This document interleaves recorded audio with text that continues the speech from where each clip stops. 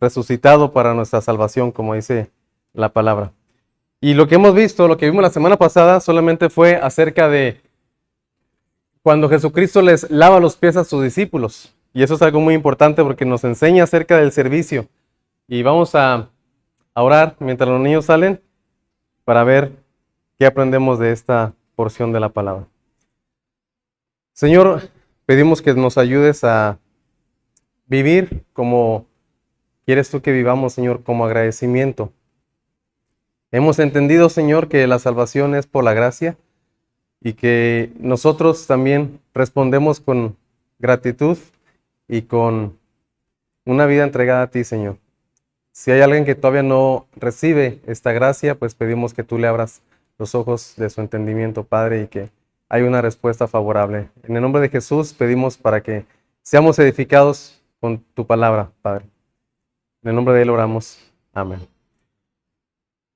Pensemos un poquito en esto, en la última noche de Jesús con sus discípulos. ¿Qué es lo que estaba sucediendo?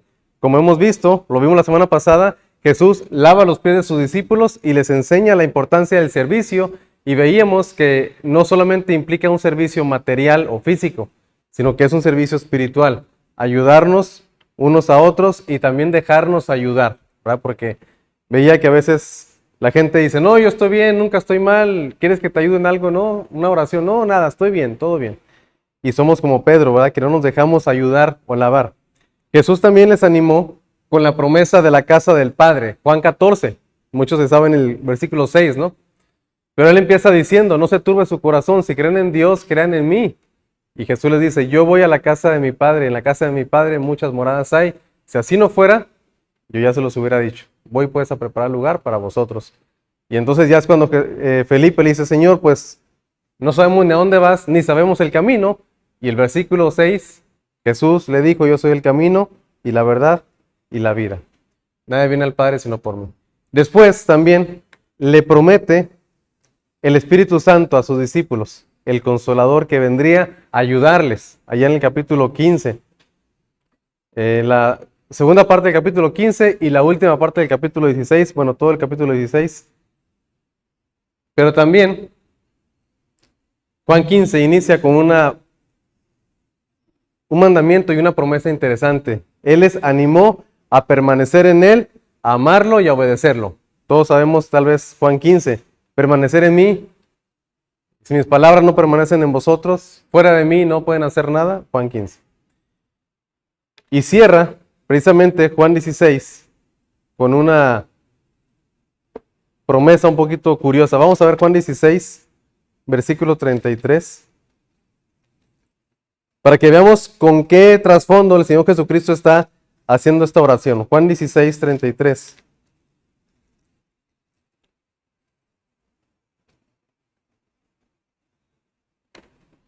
Él le dice a sus discípulos, estas cosas os he hablado para que en mí tengáis paz.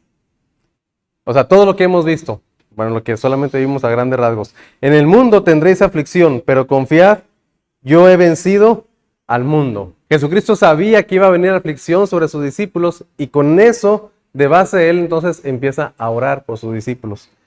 Jesús ora por sus discípulos. Les anima a que a pesar de las aflicciones continúen sirviendo y amando a Dios. Ahora eso es solamente un repaso. Los que estamos en el estudio bíblico, en el discipulado, lo hemos visto un poquito más a detalle.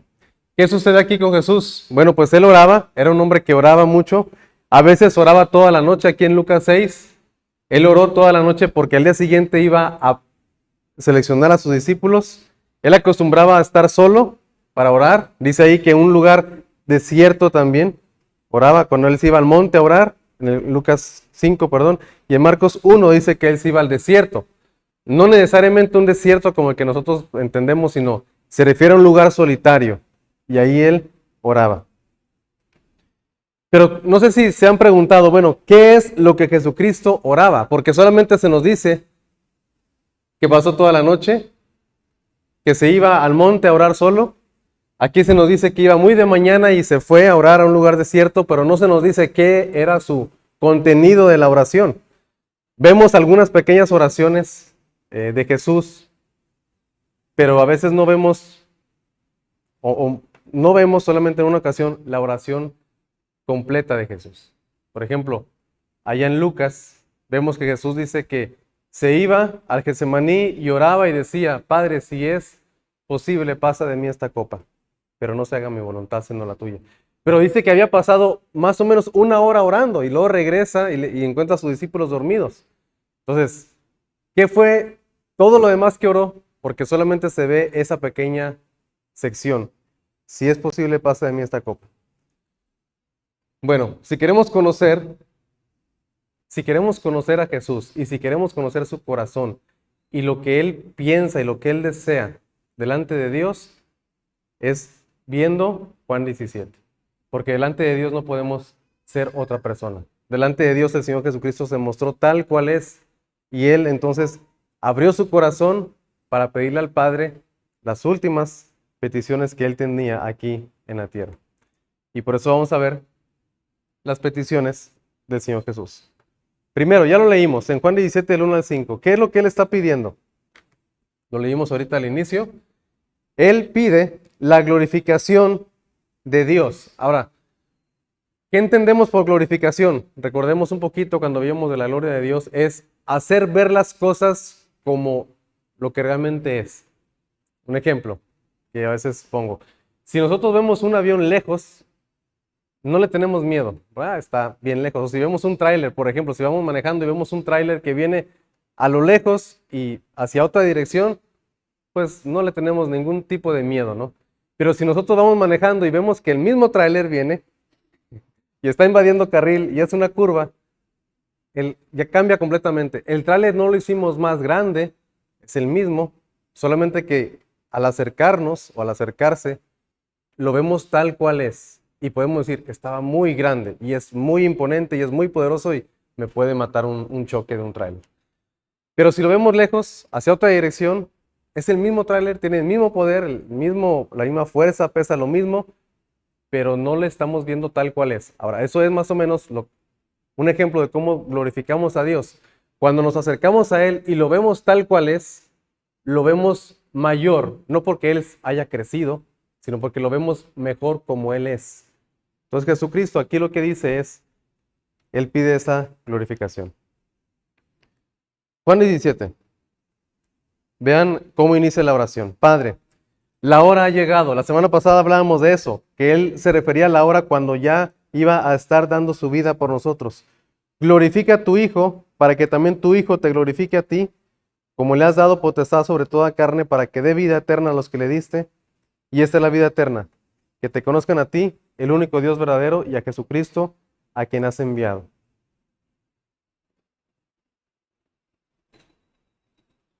Él está pidiendo ser glorificado para glorificar al Padre. Como si diciendo, Señor, ayúdame para que yo glorifique tu nombre. Esto de la cruz era algo muy, muy difícil de pasar. Creo que probablemente en 15 días hablaremos un poquito más de esto, pero Él está hablando de que va a ser entregado en la cruz y necesita ser salvado de ese miedo humano que tenía de pasar por la cruz. En la crucifixión, aquí Jesús, en otras palabras, se puede entender que lo que está pidiendo es lo mismo que vemos en Lucas 22, que dice, Señor, si es posible, pásame esta copa, pero no se haga mi voluntad sino la tuya, como diciendo, Señor, ayúdame a fortalecerme y a cumplir esa labor que tú tienes para mí, para glorificarte y para mostrar tal cual eres. ¿Por qué pensamos o por qué decimos que en la crucifixión Dios es glorificado? ¿Por qué lo que está diciendo aquí, que tu Hijo te glorifique? Aquí puse algunas cosas. En la crucifixión, Dios se glorifica. ¿Por qué? Vemos que Él es santo. ¿Por qué Él es santo? Porque el pecado nos separó de Dios. Y no pudimos entrar a la presencia de Dios solamente por nuestra propia vida, sino necesitamos ser limpios. Y solamente pudo haber sido por medio de la crucifixión para que se cumpliera la santidad de Dios pagando el pecado. Para que se cumpliera también la justicia de Dios. Dios no nos perdona así, bueno, ya te perdono. Te perdono, pero hay alguien que paga en tu lugar, Jesucristo. Esa es la justificación. Vemos que también Dios es misericordioso. Ahí vamos conociendo más a Dios. Estamos glorificando a Dios al conocer la crucifixión.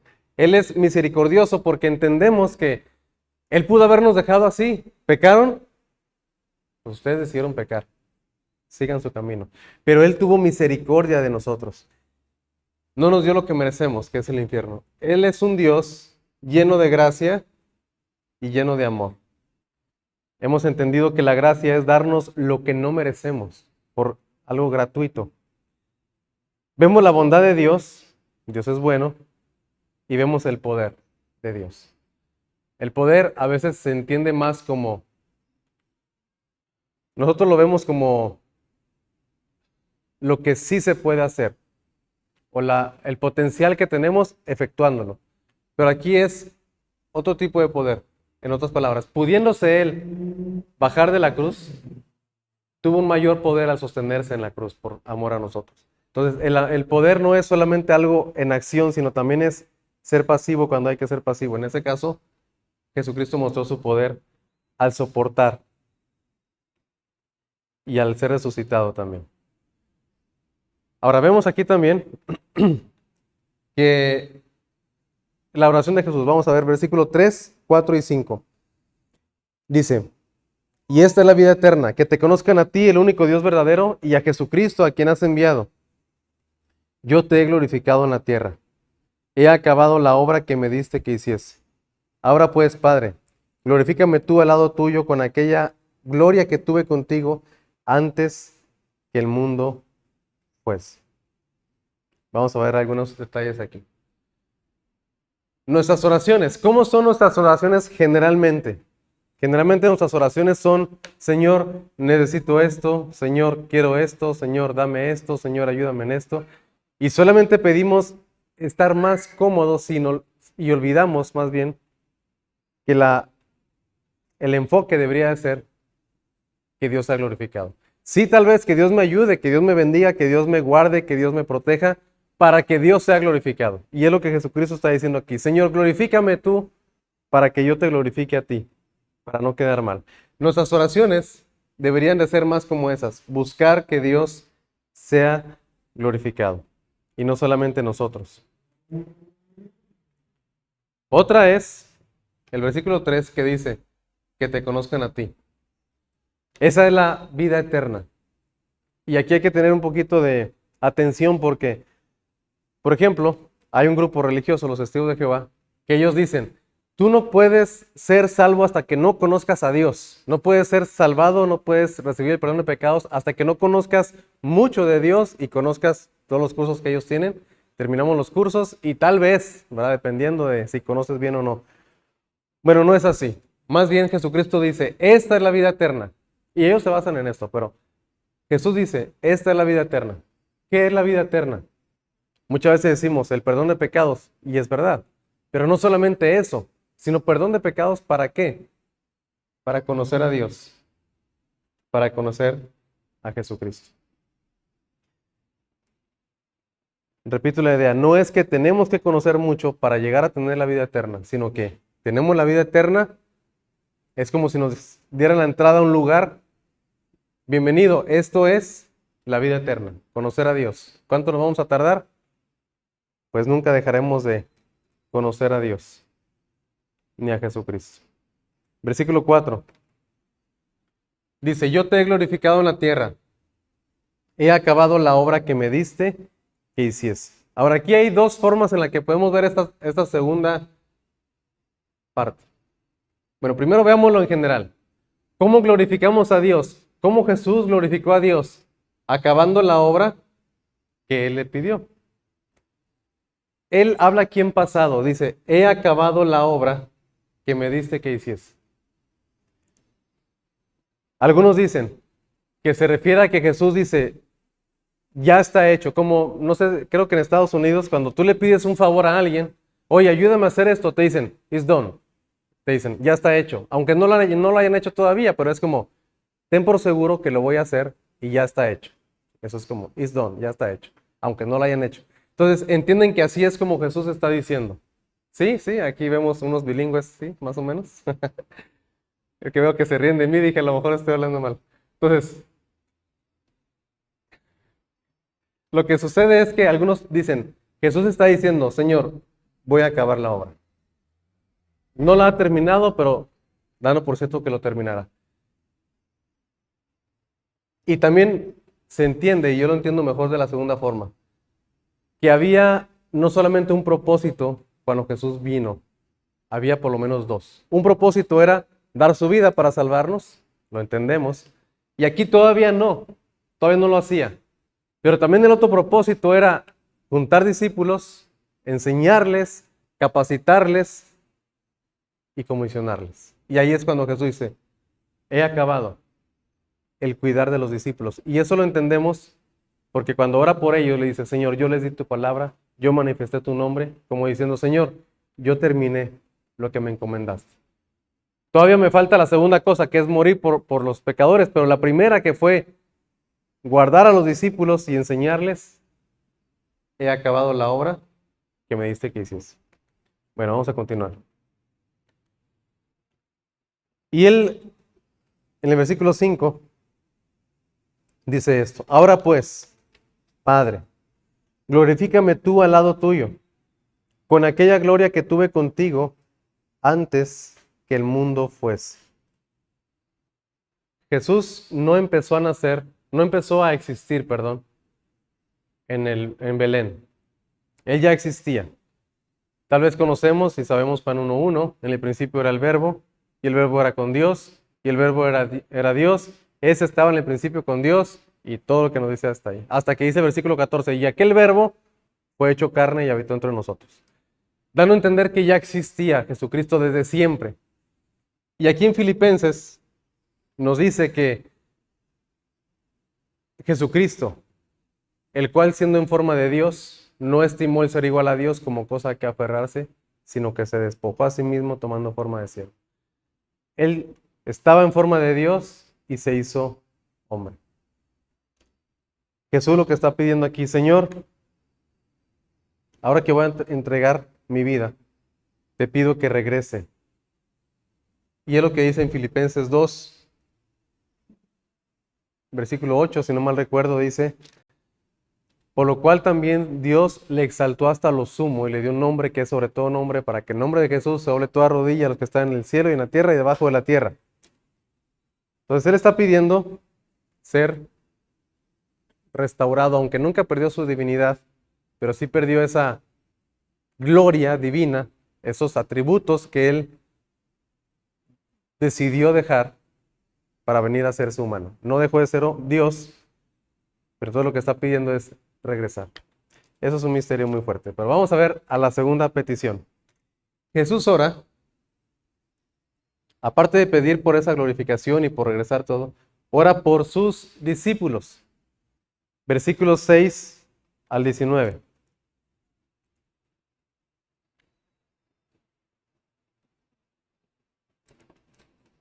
¿Qué hizo? Vamos a ver del 6 al 10. Vamos a tratar de leer del 6 al 10 todos juntos.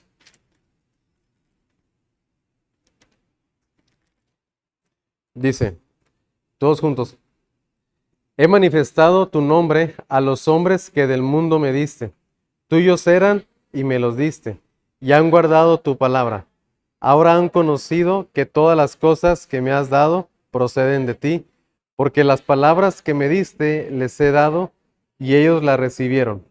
Y no han conocido verdaderamente que salí de ti, y han creído que tú me enviaste. Yo ruego por ellos, no ruego por el mundo, sino por los que me diste, porque tuyos son. Y todo lo mío es tuyo, y lo tuyo mío, y he sido glorificado en ellos. Hay mucho que ver en estos versículos, pero por causa de tiempo no los vamos a ver todos, todo a detalle. Solamente entendamos que Jesús lo que hizo y lo que aquí dice es, he manifestado tu nombre a los hombres que del mundo me diste. Tuyos eran y me los diste, y han guardado tu palabra. No ruego por el mundo, dice aquí, ¿verdad? Dice, yo ruego por ellos, no ruego por el mundo, sino por los que me diste, porque tuyos son. ¿Qué significa manifestar a Dios? ¿Qué significa manifestar el nombre de Dios? Porque aquí lo dice, ¿verdad? He manifestado tu nombre a los hombres que del mundo me diste. Tuyos eran y me los diste. ¿De quién está hablando? Específicamente está hablando de los discípulos. ¿Qué hizo Jesús? De acuerdo a este versículo, manifestó el nombre de Dios. Cuando se habla del nombre de Dios no es como decir, mira, el nombre de Dios es esto y es como, por ejemplo, otra vez los testigos de Jehová, es Jehová, ese es su nombre, no puedes cambiarle el nombre. No se trata de ese tipo de nombre titular, sino se trata de todo lo que engloba la persona de Dios. Entonces, cuando habla, he manifestado tu nombre, es, he manifestado, Señor, tu persona a los discípulos. ¿Qué es manifestar? Es mostrar algo. Es cuando a veces sabemos que hay algo detrás de la puerta y no podemos entrar. Hasta que nos dan la llave, entonces se nos es manifiesto lo que hay detrás. Eso es manifestar, hacer ver las cosas. Y él pide por sus discípulos. Primero le dice, Señor, aquí están. Esos son tus discípulos. Y lo que él pide principalmente, y es lo que debemos de orar también unos por otros, pedir protección espiritual para cada uno de los discípulos. Vean cómo lo dice aquí el Señor Jesucristo. Hay mucho que no vamos a ver. Vean cómo dice el versículo 11. Ya no estoy en el mundo, mas estos están en el mundo y yo voy a ti. Padre Santo, a los que me has dado, guárdalos en tu nombre para que sean uno, así como nosotros. ¿Qué pide el Señor Jesucristo? Que sean guardados. Guárdalos en tu nombre. Y eso es lo que debemos de pedir también unos por otros. Señor, guárdalos. Dales una protección especial, dales un cuidado especial a tus hijos, a los que son tuyos. Que sean uno también. La semana pasada hablábamos que ellos estaban discutiendo por quién de ellos iba a ser el mayor. Y si seguían con esas actitudes y con ese deseo de ser superiores a los demás, ¿qué es lo que iba a suceder? Inevitablemente se iban a dividir. Por eso muchos lugares, muchas iglesias se dividen porque todos quieren ser el mayor. Y aquí Jesús, entendiendo el corazón de ellos, Señor, te pido que sean uno. Como veíamos la semana pasada, eran orgullosos, pero el Espíritu Santo después trabajó en ellos. Señor, te pido que los guardes en tu nombre. Esa es la petición que deberíamos de hacer también unos por otros. Versículos 12 en adelante dice, cuando estaba con ellos en el mundo, yo los guardaba en tu nombre. A los que me diste, yo los guardé, y ninguno de ellos se perdió, sino el hijo de perdición, para que la escritura se cumpliese. Aquí entendemos que nadie se perdió, solamente el que ya estaba perdido. ¿Quién era? Judas. Ese se refiere a Judas. Siguiente versículo, el 13. Pero ahora voy a ti y hablo esto en el mundo, para que tengan mi gozo cumplido en sí mismos. Yo les he dado tu palabra, y el mundo los aborreció, porque no son del mundo, como tampoco yo soy del mundo. No ruego que los quites del mundo, sino que los guardes, ¿de dónde? Del mal. Guárdalos en tu nombre, que sean uno, que tengan gozo, dice también el versículo 13, y también que los guardes del mal. Aquí hay dos cosas que aprendemos. ¿Cuál es la labor humana para guardar o para cuidar nosotros como iglesia unos a otros? Nuestra labor humana son dos cosas. Número uno, lo que está haciendo Jesús, orar. Y Dios va a hacer cosas que nosotros no podemos hacer, como traer convencimiento, por ejemplo, como quebrantar corazones, dar convicciones y cosas que no podemos hacer nosotros, solamente Dios puede hacer. Tenemos que hacer dos cosas. Primero, orar. Y segundo, vean lo que Jesucristo hizo aquí. Versículo 14. Yo les he dado tu palabra. Son las dos cosas que podemos hacer. Orar y darles la palabra. No podemos hacer más y no debemos hacer más. Solamente esas dos cosas. El que va a convencer a las personas es Dios. Pero tenemos que nosotros orar y tenemos que también compartir la palabra. Orar que sean guardados en su nombre, que haya unidad y que sean guardados del mal también, así como Jesús oraba. Continuamos. Versículo 16. No son del mundo como tampoco yo soy del mundo. Entonces, ¿qué tienen que hacer? La tercera petición que Jesucristo hace. Que sean purificados con la verdad. Versículo 17 específicamente. ¿Cuál es la petición? Dice, santifícalos en tu palabra. Tu palabra es verdad. Como tú me enviaste al mundo, así yo los he enviado al mundo. Y por ellos yo me santifico a mí mismo para que también ellos sean santificados en la verdad. ¿Cuál es la petición de Jesús? Que sean purificados. La palabra que usa Jesús es santificados. Una cosa es, como veíamos la semana pasada, la posición que tenemos como hijos de Dios y otra cosa es nuestro crecimiento. ¿Cuál es nuestra posición? Pablo lo habla muchas veces en su carta a los santos y fieles en Cristo Jesús que están en tal iglesia. Somos, en ese sentido, santos, no porque somos exentos de pecado, ni porque hemos hecho milagros, ni nada de eso. Esas son ideas humanas, sino más bien porque somos apartados del mundo para Dios. Ese es ser santo. Ahora, ¿qué tenemos que hacer? Vivir en santificación. Irnos purificando. ¿Con qué vamos a ser purificados? Con la verdad. Santifícalos en tu palabra. Tu palabra es verdad. Santificados en la palabra de Dios. Por esa razón tenemos que leer y leer y leer la palabra. Aquí solamente algunos recordatorios. Toda la escritura es útil para enseñarnos, redarguirnos, corregirnos e instruirnos en justicia. ¿Con qué limpiará el joven su camino? Con guardar tu palabra.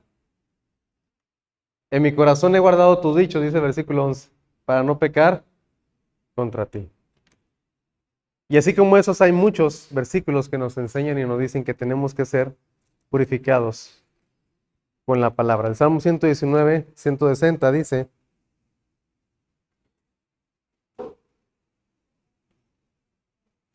la suma de tu palabra es verdad, y eterno es todo juicio de tu justicia. ¿Cómo vamos a ser purificados? Con la palabra de verdad. A veces somos expertos en hacer reglas, y más reglas, y más reglas, y más reglas, y pensamos que al cumplir ciertas reglas estamos siendo purificados, pero nos olvidamos de ¿qué? De la palabra. Y hay personas que conocen muchas reglas, o por ejemplo, códigos de ética o códigos de vestimenta, por ejemplo, ¿no? Un cristiano, ¿cómo tiene que vestir? Y tenemos un código y tenemos las reglas y todo, y cómo tiene que, incluso en algunos lugares, cómo tiene que cortarse el cabello y cómo tiene que andar así y así. Y tenemos el código y sabemos esa cosa, pero eso no nos purifica, sino más bien lo que nos purifica es la verdad. Y caemos en conocer reglas, pero no conocer la palabra de Dios. Hay un dicho muy conocido, no es mío, que dice, la Biblia te alejará del pecado o el pecado te alejará de la Biblia. No son compatibles, ¿verdad? Si yo sigo la Biblia naturalmente y sin esfuerzo humano, me voy a alejar del pecado. Pero si yo me acerco al pecado, lo mismo, naturalmente, sin temor, me voy a alejar de la Biblia. Y terminamos con estos versículos, Juan 17, 20. Aquí hay algo muy interesante, muy emocionante, que dice aquí, el versículo 20. Ahora entendemos que él oraba por sus discípulos, pero dice aquí el 20, mas no ruego solamente por estos, sino también por los que han de creer en mí, por la palabra de ellos. Mas no ruego solamente por estos. ¿Por quiénes? Por los 11. Ya Judas, ya no oraba por Judas, ya, el hijo de perdición. No ruego solamente por estos 11, sino también ruego por los que han de creer en mí por la palabra de ellos. Y todos los estudiosos de la Biblia llegan al acuerdo, iba a decir llegamos, pero llegan al acuerdo de qué?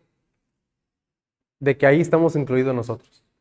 De que nosotros también somos de esos. ¿Por qué razón? Yo no escuché hablar al apóstol Pedro, por ejemplo. Yo no escuché la voz del apóstol Juan, ni escuché la voz de Mateo, ni escuché la voz de Bartolomé, ni nadie de ellos. Entonces, ¿cómo puedo decir que yo soy de estos que Jesús dice, no solamente por los que han creído, sino los que creerán por la palabra de ellos? Porque creí o hemos creído en las palabras de ellos escritas. O sea, yo creo en Jesucristo por la palabra de Mateo, que Mateo escribió. Yo creo en Jesucristo por el testimonio que Juan escribió. Entonces Jesús, de una forma interesante, está orando también por nosotros. ¿Qué es lo que ora? Vamos a ver aquí el versículo 21, perdón. Para que todos sean uno, como tú, oh Padre, en mí y yo en ti, que también ellos sean uno en nosotros, para que el mundo crea que tú me enviaste. Jesús ora por unidad. Ahora, esta unidad será completa cuando lleguemos a su presencia. Ahorita es un poquito difícil tener unidad porque a veces hay cosas que no son muy importantes y no estamos de acuerdo con todos los que se dicen ser cristianos. Aunque hay unidad tal vez en la fe en Cristo Jesús, puede haber separación en otras cosas. Pero esta unidad completa y perfecta se verá cuando estemos con Él, para que haya unidad. Pero por lo pronto deberíamos de buscar también, hasta donde se nos sea posible, tener la unidad, porque aquí dice, el propósito de la unidad, vean lo que dice el versículo 21, perdón, para que todos sean uno, como tú, oh Padre, en mí y yo en ti, que también ellos sean uno en nosotros. ¿Para qué la unidad? Para que el mundo crea que tú me enviaste. La gloria que me diste yo les he dado para que sean uno, otra vez, así como nosotros somos uno. Y dice aquí, yo en ellos y tú en mí, para que sean perfectos en unidad. Otra vez habla de la unidad y que sean uno, otra vez lo dice Jesús. Y de nuevo dice, para que el mundo conozca que tú me enviaste y que los has amado a ellos, como también a mí me has amado. Tal vez les ha pasado que cuando oran, su mente divaga y se van por otro lado y luego, ay Señor, y volvemos a pedir lo que ya habíamos pedido porque nos desenfocamos y queremos regresar a pedir. Y tal vez vamos y otra vez pedimos lo mismo y otra vez. Bueno, a Jesús no le pasó eso de que su mente divagaba, sino que él estaba enfatizando, Señor, hay algo que quiero pedirte por ellos. Y lo dijo 3 ocasiones, que sean uno, que sean perfectos en unidad, que haya unidad entre ellos. Y el propósito, ¿para qué? Para que el mundo crea, para que el mundo conozca que tú me enviaste. Eso es muy importante también. Creer y conocer. El mundo lo hará cuando vea unidad entre nosotros. Si no hay unidad, va a ser difícil. Que veamos la gloria de Jesucristo también. Padre, versículo 24. Aquellos que me has dado, quiero que donde yo estoy, también ellos estén conmigo, para que vean mi gloria que me has dado, porque me has amado desde antes de la fundación del mundo.